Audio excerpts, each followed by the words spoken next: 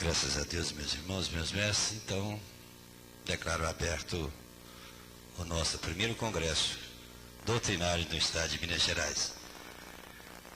Meus irmãos, meu tempo já expirou. Infelizmente, o Barros, não me permitiu usar do meu tempo. Para que ele viesse de Vitória até aqui, ele passou pelo Piauí e por uma série de, de lugares, cumprindo o combinado. Meus irmãos, eu gostaria, nesse instante,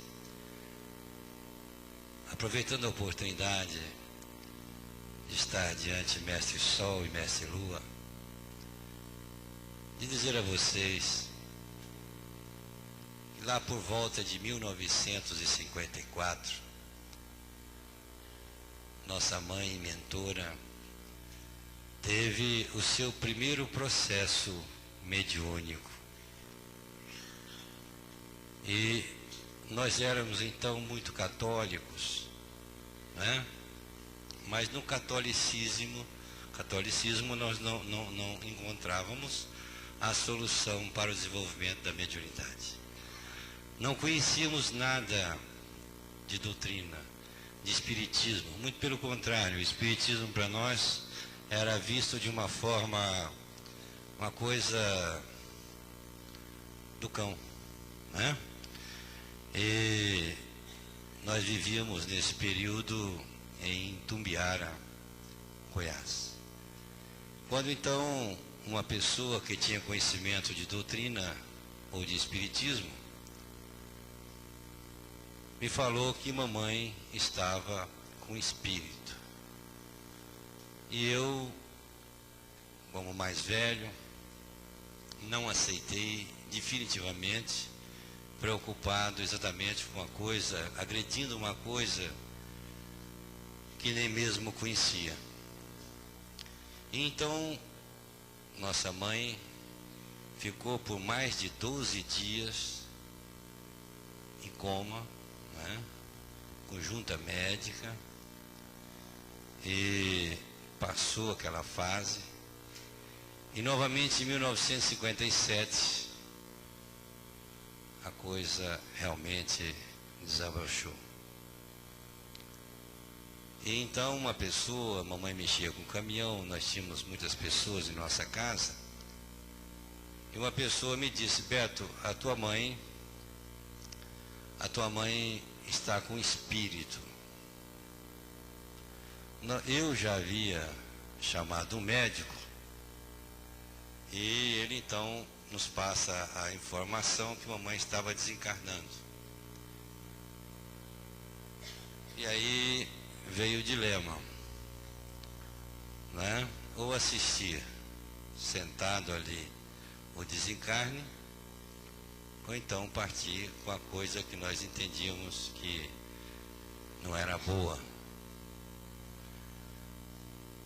Então eu optei para o desenvolvimento de mamãe. E foi uma peregrinação muito grande. Eu estou contando isso não com o intuito de projetar tia Neiva, porque ela não precisa disso, muito menos para mostrar a vocês a minha convivência com minha mãe, porque é desnecessário,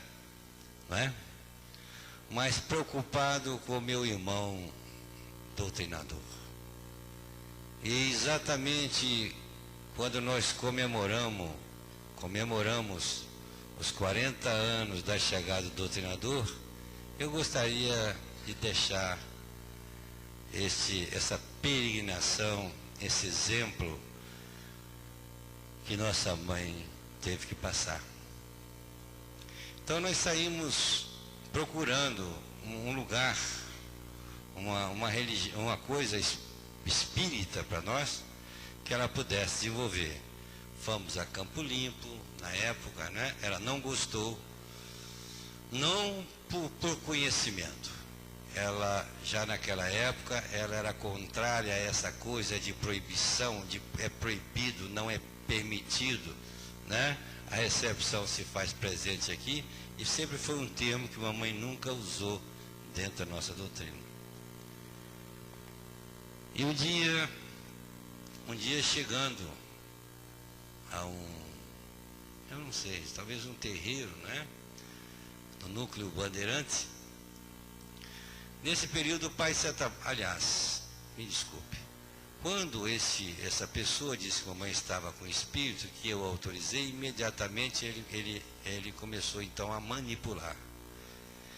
Incorporou uma entidade, por nome Idalina, e num processo de catequese,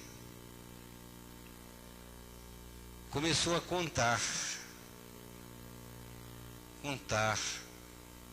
a sua encarnação num determinado país, aonde ela sobrevivia como paraplégica, vendendo flores. Eu gostaria de chamar a atenção de vocês para a humildade, a simplicidade de um espírito de luz.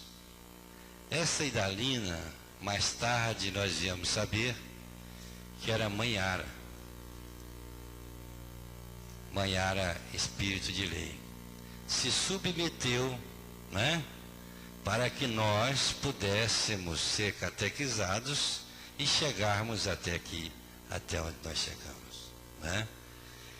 E eu passei então a ter dó, a ter pena daquele espírito coitadinho, aquele espírito paraplégico que sobrevivia vendendo flores com todas as dificuldades, etc.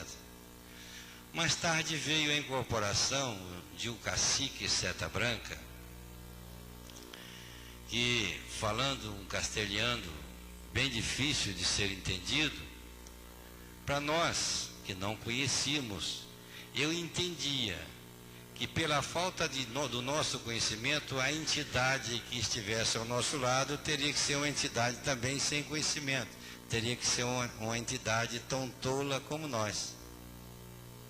Então o cacique Seta Branca, né, indo a esse lugar, a esse terreiro, ele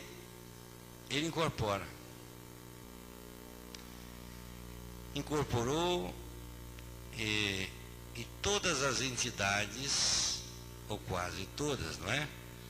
Começaram a rir de Pai Seta Branca. E eu ali, envergonhado de nos apresentar com aquele índio bobo, aquele índio que não sabia falar, não é? Quer dizer, que coisa horrível, esse índio não poderia nunca incorporar aqui, porque esse índio é um bobão. E todos riram. De repente, nós voltamos lá na semana seguinte. E aquele terreiro já não existia mais. E nós ficamos no prejuízo. Mas hoje, né? Hoje, vocês observam, e eu quero dividir com vocês essa minha experiência, como outras. Vamos imaginar juntos por que entidades ali presentes tiveram a coragem, vamos dizer assim, de rir do Cimiroma de Deus, o nosso Pai Seta Branca. Então eu aprendi que os melhores médios de incorporação deste planeta está nessa doutrina. Que a voz direta do céu se encontra nesta doutrina. Eu pude entender que naquele local os médios descompromissados de juramento, descompromissados de consagração, quem fizesse melhor o seu teatro, o seu palquinho, era quem estabelecia a regra do jogo. Mas na semana seguinte já não existia mais. Hoje, conhecendo o Pai Seta Branca, o sétimo de nosso Senhor Jesus Cristo, né? Que muitos dos senhores, das senhoras, o recebem aqui na terra. Então eu fui aprender o porquê da chegada do doutrinador. Justamente para preservar esta grandeza que nós temos ao nosso lado, que é um apará sob juramento, um apará sob consagração, um apará consciente e principalmente um apará com um doutrinador, não o cambono, ao seu lado. Hoje, meus irmãos, nós temos nesses aparás benditos todas as condições necessárias para estabelecermos, sob a proteção da corrente mestra, esse intercâmbio com os planos espirituais. Gostaria, nesse instante, de alertar o doutrinador, principalmente depois da ausência de nossa mãe. Vejo com tristeza em muitas ocasiões doutrinadores se passando por cambono. Não que eu tenha nada contra o cambono, mas não é a nossa missão. Eu gostaria de ver, quando necessário fosse, uma elevação, um pseudo preto velho num trono. Está acabando entre nós. E muitas vezes, em nenhum momento eu vi, convivendo 40 e tantos anos essa doutrina, eu vi uma mistificação de um apará. Mas tive a oportunidade de conviver em muitas ocasiões, inclusive no 7º da Clarividente, incorporado nela mesmo a mistificação do espírito. Isso é possível. Muitas vezes no trono o cobrador chega primeiro, ou um zombeteiro chega primeiro, e lá está o doutrinador no mais perfeito descaso. Não é? E às vezes concorda com tudo. A nossa missão, a missão do doutrinador, é anteceder os fatos. Aconteceu, virou manchete. Aí já é a PM. Não é assim? Né, Cunha? E muitas vezes eu gostaria muito que vocês, instrutores, observassem com mais atenção. Que respeitassem os aparás benditos, e repito, são os melhores desse planeta. Eu desafio, e vocês sabem disso, que muita gente, isso foi motivo de trino sair da doutrina, porque pessoa de outra doutrina chegou e começou a estabelecer experiência com pessoas sem nenhuma cultura, contudo, era a voz direta do céu. Então fica aqui, meus irmãos, meus mestres, esta preocupação de que nós, doutrinador, venhamos a preservar, nesse nosso sacerdócio, nessa nossa missão específica, de tomar as iniciativas quando houver necessidade. Isso não está acontecendo.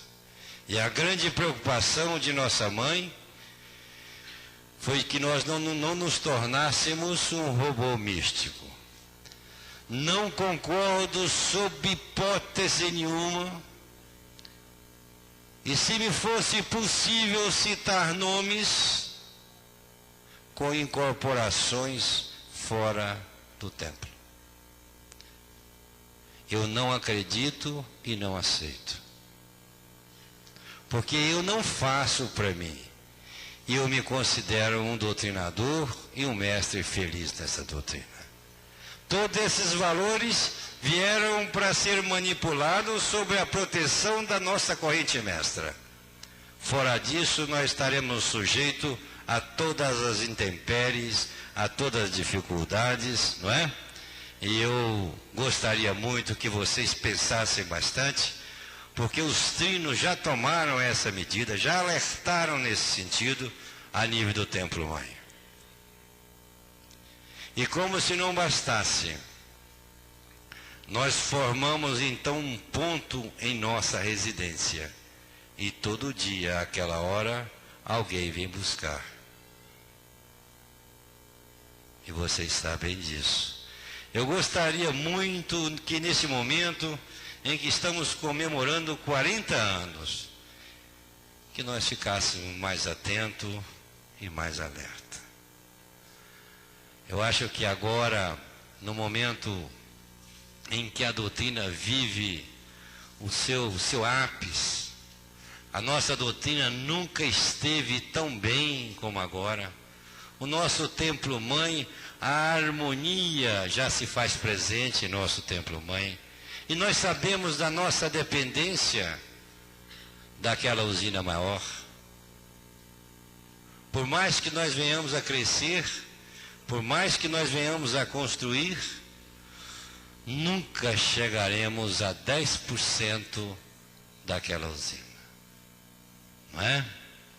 Mas eu gostaria de lembrar a vocês que pelo fato de ainda não existir o doutrinador, o teste de minha mãe, muitas vezes, para que pudessem saber se ela estava ou não incorporada, ela foi queimada com toco de cigarro. Muitas vezes enfiaram a agulha para saber se ela estava incorporada. E eu tenho certeza, meus irmãos, meus mestres, acabava uma incorporação e mamãe estava queimada na perna, alguém encostava ali um toco de cigarro, alguém encostava uma agulha. Mas hoje, você, meu irmão doutrinador, que tanto aprendeu, que pisa hoje, né, em seus rastros,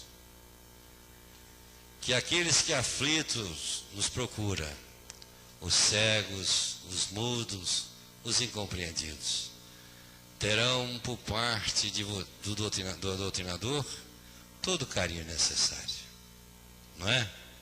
E hoje, se um dia tia Neiva encarnasse de novo, não precisaria ser furada com agulha ou um toco de cigarro.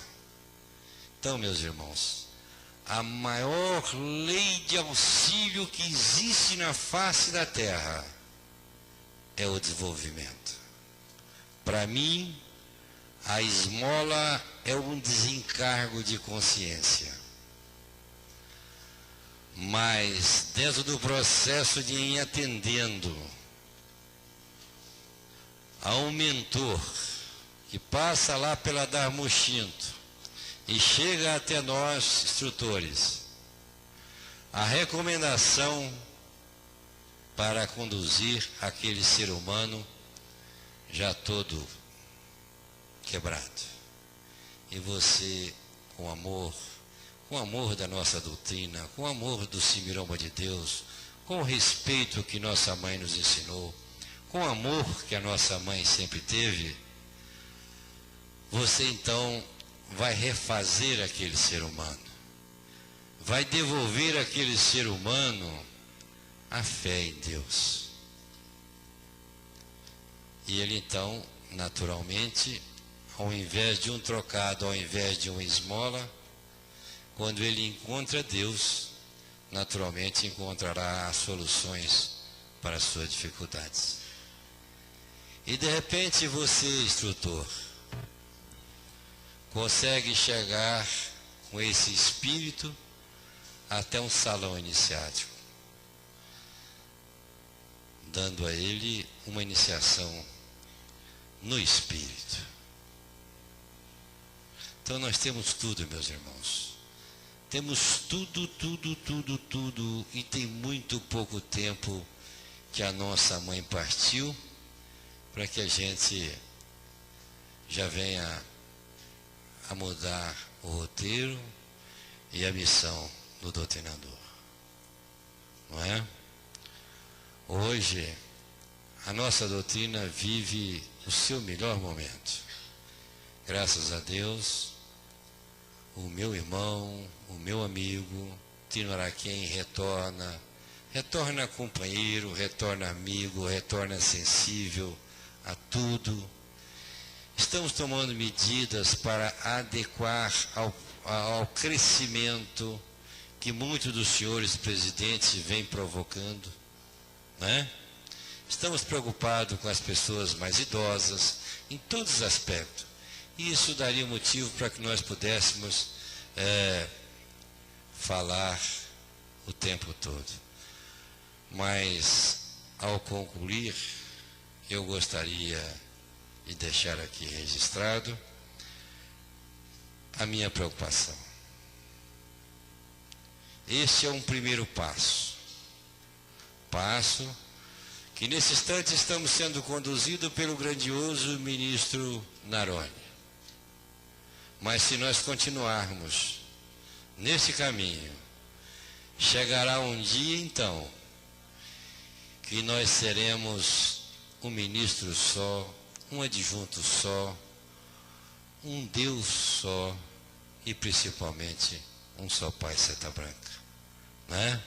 Eu entendo que esta unificação, que esse primeiro passo, e para se caminhar 1000 milhas, tem que dar o primeiro passo, e nós estamos dando hoje.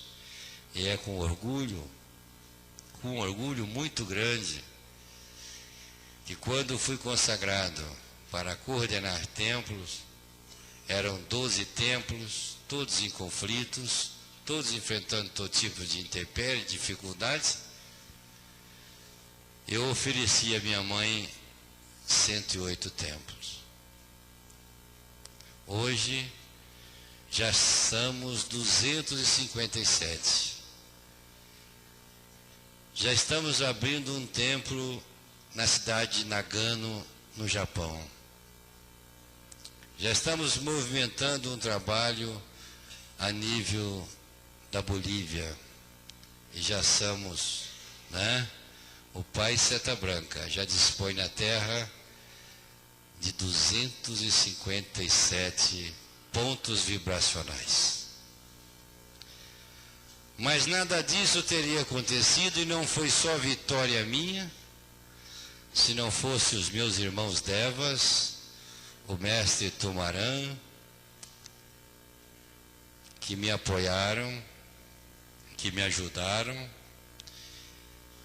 para que nós pudéssemos concluir a missão de nossa mãe, que foi o ponto alto desses 13 anos, que é ministros, cavaleiros e guias missionários.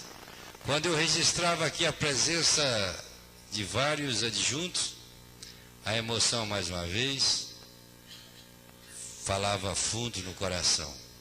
Muitos desses mestres já é desta geração que receberam ministros, cavaleiros e guias missionários. Assim, que fique para trás os fracos e os indefesos. Vamos, meu irmão, meus irmãos, como os verdadeiros representantes desta tribo Tupinambás, como representantes de Quataí 108 na terra, levar sim esta doutrina aonde houver necessidade.